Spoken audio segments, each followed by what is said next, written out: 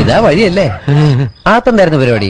അമ്പലത്തിലൊരു വഴിപാടിന്റെ കാര്യം പറഞ്ഞ വഴിപാടായിരുന്നല്ലോ, നല്ല കാര്യമായിട്ടായിരുന്നല്ലോ. തോന്നിയസം പറയരുത്. തോന്നിയസം കാണിച്ചിട്ട് ആ പാവം ജവാന്റെ ഫോട്ടോയില് മാലിട്ട് ചന്ദനത്തിലെത്തിക്കണോ അല്ലേ? പുരുഷേട്ടനെങ്ങാനും അറിഞ്ഞാ പിള്ളച്ചന്റെ ഫോട്ടോയില് മാലിട്ട് ചന്ദനത്തിലെത്തിക്കേണ്ടി വരും. വീട്ടിൽ വെച്ച് ചതറിക്കും.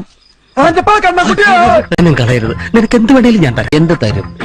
അച്ഛന്റെ കയ്യിൽ നിന്ന് കള്ളക്കണക്ക് എഴുതി വാങ്ങിച്ച കുരുടിമുക്കിൽ 25 സെന്റ് സ്ഥലം. അയ്യാ മാധവ, അത് എഴുതി തരുമൊന്നും വേണ്ട.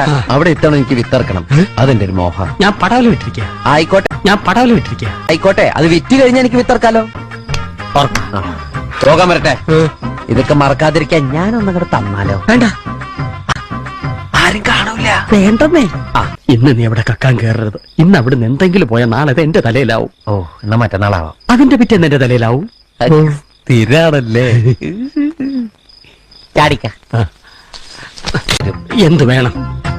വിളിച്ചു കൂട്ടിട്ട് മോൻ എന്ത് കിട്ടും?